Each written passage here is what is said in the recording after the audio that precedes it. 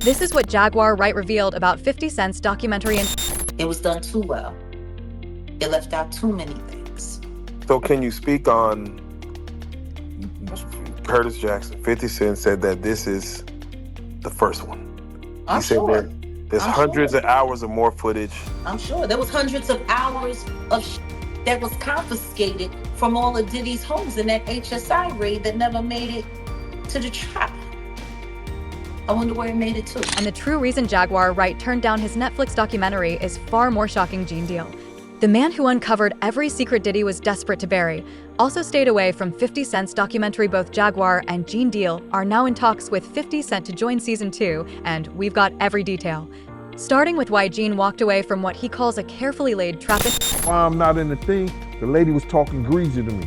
She had no right to talk greasy to me. And then she told me that 50 didn't have the power to do anything, but they using his name to like push the whole documentary. And that's what it was about. Let's go back to the start. A month after Diddy was arrested in September 2024, 50 Cent and Netflix revealed they were creating a documentary that contained never-before-seen footage of Diddy and promised to expose every one of Diddy's lies. 50 promoted the project, and in interviews at the time, he claimed he had been gathering evidence for years. Of any particular Netflix docuseries that you've been working on, Diddy Do It? Right. You've been saying for years that you feel you knew Diddy's character. Right.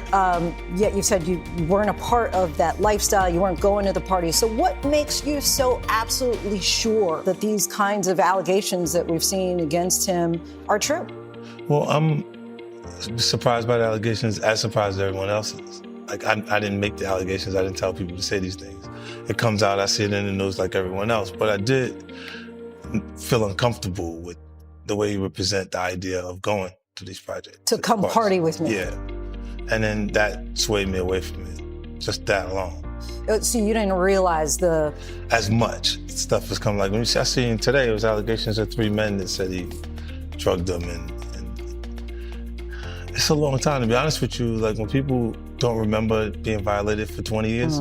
50 Cent knew the one person holding the most damning evidence against Diddy was Gene Deal. Gone had been with Diddy for decades and possessed photographs, witness statements, and even video footage to prove every claim he was making. 50 wanted Gone in his documentary and had been sharing clips of Gone Deal on Instagram for years. He even called Gene to try and persuade him in. A lot of people want to know why you wasn't in it, man.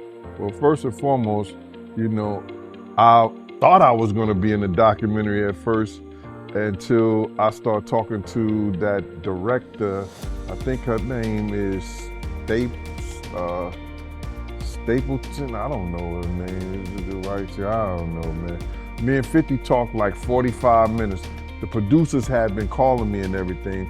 So this one night, 50 called me up, and you know they got him on the phone. Me and him was just talking. We was talking about old times, down with Black Hands, sit down with with Puff Kids, the whole Puff situation, and this documentary that he's going to be doing. You know what I'm saying? So I told him that I was going to, you know, have Kirk and Tim. Kirk will be the one who talk about the business part of it.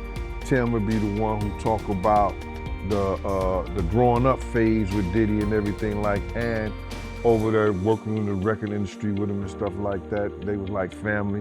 And I was gonna talk about, you know, the street stuff, what was going on with Bad Boy, you know, with the security, with Wolf, with the City College, with, you know, the time that I knew about when I was with him up until about early 2004 or something like that. But basically the streets, and then the traveling with him and the atmosphere and everything, and then go back into the Notorious Big stuff with the Tupac and the whole 9 yards, all the stuff that I knew, you know what I'm saying? So we was talking, and he sounded like, yo, listen here, they gonna spare no expense with this whole documentary. So I said, all right, cool. He was willing to pay Gone Deal whatever he demanded, and all of this was because he knew just how trustworthy Gone truly was. Gone prepared everything meticulously, and even contacted Kirk Burroughs and other music executives who had been wronged by Diddy. He made sure that 50 had every piece he needed to secure his role. Gone called the producer And that's when he realized 50 was being played. Netflix was exploiting his image to hype the docuseries and had no real intention of revealing the truth. And then she was calling me like I was lying. I'm like, yo, who do you think you talking to? You know what I'm saying? And she was talking about, there's no way nobody paid. Nobody what? I say, first of all you people come with these documentaries and stuff, the first thing you tell me, y'all tell these people out here that y'all don't pay, and y'all pay. If you can make a picture look like $10,000, $15,000, you know what I'm saying? You can sit here and tell me that you're gonna pay me for my time sitting right down here with y'all. You understand? So then, one thing led to another, and I was like, all right, well then, F you, I spoke to 50, and then she said 50, and this is exact words that came out her mouth. 50 does not determine what goes in and goes out of this documentary. And he definitely don't pay. He determine what somebody get paid. It's not his documentary like that. I was like, oh, so if it's not his documentary and I spoke to him like that, I don't need to be doing nothing with you, because I'm doing this on the strength of him. But you gonna pay me if I do it.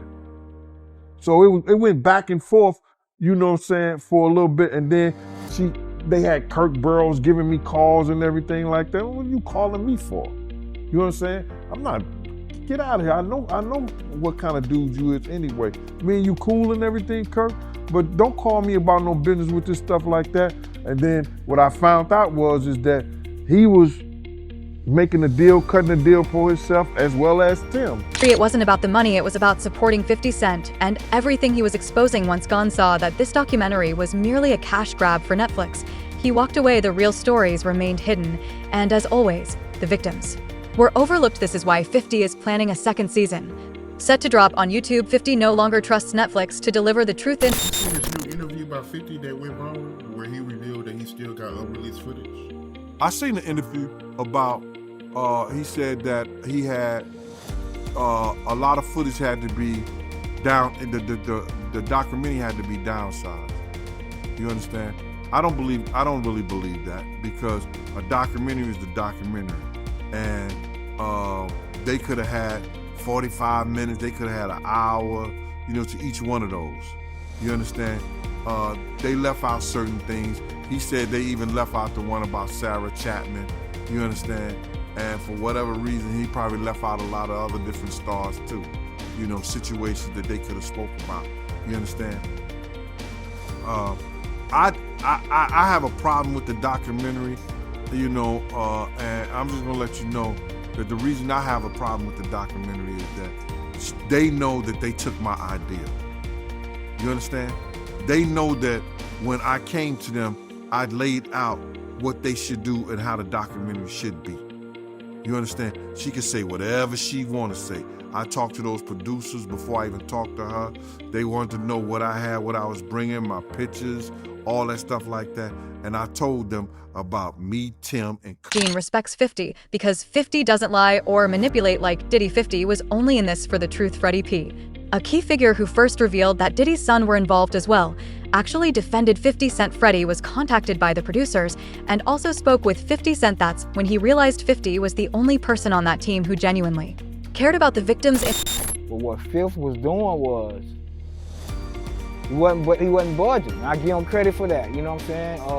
They're like, hey man, it wasn't even about the money. It was basically a response from his team, basically like, listen, we doing this on the strength of, we want people to get their story out. We want people who really was affected by him to tell their story. We don't want to base this on money. If we base this on money, then you kind of salt down, you know what? So a lot of people, when you see them telling their stories on that DVD, that's why I give the authentication of it is so. He made sure that you was only here to, if you want to tell it, tell it. I ain't trying to put nothing in your pocket. I ain't trying to incite you or coerce you to tell nothing against this man that didn't happen. If you gonna tell it, tell it. If you got something to say and you really want the world to hear it, say it. I'm not gonna pay you extra to do it, and I gave them respect for that. And basically, they were basically like, man, this not money motivated. You know, we're not moving numbers around just so people can come. And as for Jaguar Wright, She believes the documentary is completely full of lies. She declined to participate in whatever Netflix was releasing because she knew the industry executives would never allow anything that could harm them once Jaguar actually watched the documentary.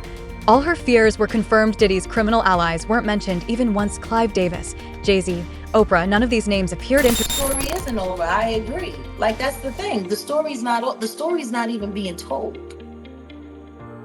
Because in order to tell the actual whole story, you would have to include everyone that is involved.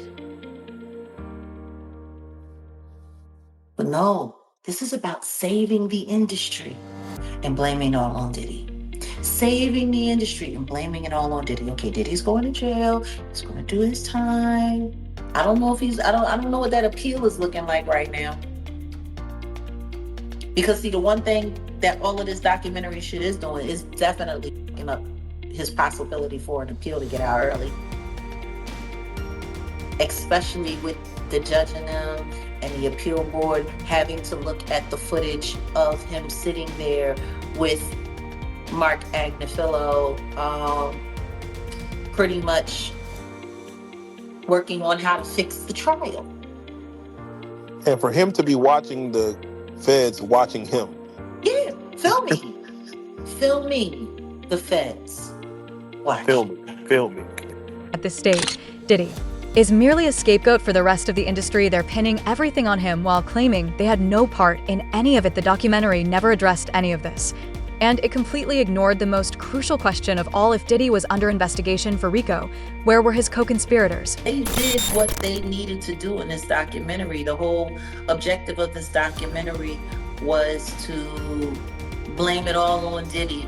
The devil made me do it, blame it all on Diddy, and the rest of the industry is nothing like this. Like when Curtis Jackson sat there in his interview with Robin and sat there and said, I did this because I don't want people thinking that the hip hop community is okay with this kind of behavior. I don't want them thinking that, we're just going to be silent while all of this is going on. Like, we're okay with this kind of behavior. And my thing is,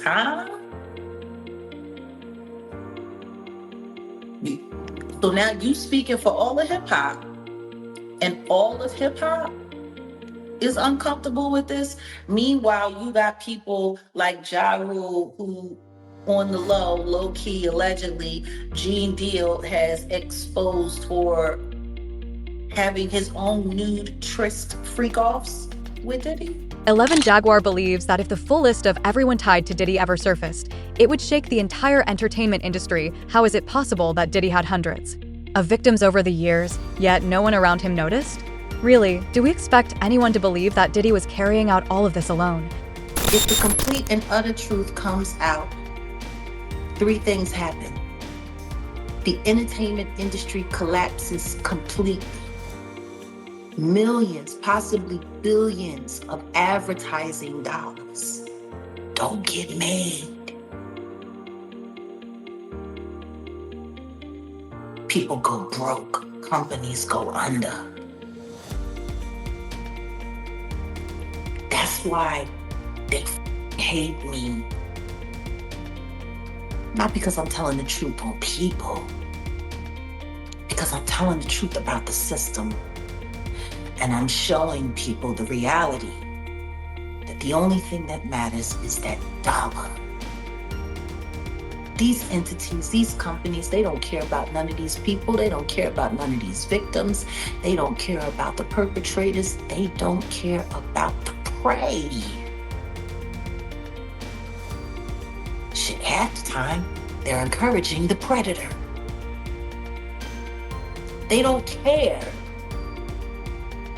It's all about the money. See? The fact that Netflix knew about leaked footage just a month after Diddy's arrest makes no sense at all. The whole story is riddled with holes. The biggest draw of this documentary was the unreleased footage, which Netflix somehow claimed to have obtained. But here's the catch: when the documentary was first announced, Netflix didn't even have access to that footage. He announced he was going to be doing the documentary December 2023 with Netflix. And the star footage that you use to get people to re-upload or resubscribe to Netflix to make this the #1 in their TV shows division for almost 2 weeks straight. Beating out Stranger Things. How much stranger is that? I'm not victim. This footage didn't even exist when you said you were going to be doing this documentary. So we've got a videographer, a rogue videographer that has this very, very, very explosive, very explosive footage of him literally sitting on camera, planning how to go after survivors, how to poison the jury pool, how to fix his trial in advance before he's even arrested. I mean, like, is anybody not forgetting when Mark Agnifilo was sitting there talking to the sons in the hallway, and they're sitting there filming, and he's sitting up there, yeah, well, see, what we gotta do is we gotta go and we gotta put countersuits on all of these people. We have to create lawsuits ourselves. He's sitting there talking about creating lawsuits to affect public perception. He's talking about that with the kids. Percent. Gone Deal and Jaguar only care about exposing the truth, something Netflix had zero interest in. 50 took on this documentary, despite all the risks involved. Everyone in the industry is attacking 50, labeling him a rat for snitching on Diddy allegedly. He's even receiving threats now. These executives are determined to destroy 50's image and reputation. I tell 50 Cent, man, I hope you walking on a straight arrow, man, because they waiting to see you fall. They want to see you fall so bad, brother. I'm talking about, man, I'll be in the comments and I'll be just reading it like, oh, 50 got his day comment. Like, why y'all so upset about a pedophile? Like, it's stuff that y'all know. It's so many people, right, that's victims of Puffy that can't speak, that's sitting back like, shut the You know what I'm saying? Like, they basically saying, you don't even know half of it. If I was to come and say my story, not me personally, but I'm saying, I've heard that 2 or 3 times. If I tell my story, but no, I'm not trying to clout chase, I'm not trying to be a part of this, a part of that. And I'm like, hey, man. Gene Deal said the exact same thing. First baby mama started following each other on IG an hour ago. Prepare for the worst. Jay-Z, Ja Rule, Roc Nation, Desiree Perez are out to get him out of the paint. Alert. Listen to everybody that is said, and Desiree Perez, all them people got dirt under them, bro. You understand? All them people got dirt on their fingernails. Jay-Z got dirt in his fingernails. You understand? Jay-Z was messing with young girls from our block. Tired of them. I'm putting it out there. You know what I'm saying? I'm picking a side. Desiree, husband, was a former drug dealer that she turned on a whole cartel. All of them got dirt on them. And 50 got they dirt. You understand? 50 gonna know they dirt. Because 50 got investigators, he got people that's in the street. So if they go at him, listen here, I deem him like myself, 10 times the normal man. He gonna do what he gotta do. And the whole thing about it is they trying to retaliate on him for something he did to somebody else. I feel that it's something worth seeing. It's something worth coming around, because all that shit about to fall. All that shit that we seen in the industry, these demons want to have and turn little boys into little girls into little boys. That's about to go out the window, bro. For the most shocking part of this prediction is that it's actually happening less than a week after Gone Deal warned 50 Cent. Diddy's children announced they were teaming up with the Zeus Network to release a documentary presenting Diddy's version of the story. The trailer also revealed that Diddy himself would appear in the documentary. Sean Diddy Combs' sons, Justin and Christian, are teasing a new docuseries about their family. Justin and Christian King Combs appear in a new trailer released December 28th to Instagram by Zeus Network's founder. In the trailer, Justin and Christian sit on a couch in a screening room while a series of headlines about their father cycle on screen. At the end of the trailer, Justin's phone vibrates and he answers a collect call from the Fort Dix Federal Correctional Institute, where Combs is currently behind bars. No release date for the docuseries is given, though the teaser says viewers can expect it at some point in 2026. Combs shares Justin with ex-Misa Hilton and Christian with the late Kim Porter. The rapper is also dad to 34-year-old son Quincy and daughters Chance, 19, twins Delilah and Jesse, also 19, and Love, who is 3 years old. Combs was transferred to Fort Dix from the Metropolitan Detention Center in New York in late October after he was sentenced to 50 months in prison on prostitution-related convictions. Zeus Network has a new Diddy documentary coming out, and this time it is coming from the perspective of Diddy and his sons. All the time I thought we were about to leave Diddy in 2025. Well, this documentary is coming in 2026. And a lot of people, just like myself, are already not feeling this new documentary coming from Diddy's sons. A lot of people aren't happy about it and actually shocked that the owner of Zeus Network, Lemmy, is doing this Diddy documentary. But what a lot of people fail to forget is Lemmy and Diddy have been friends for quite some time.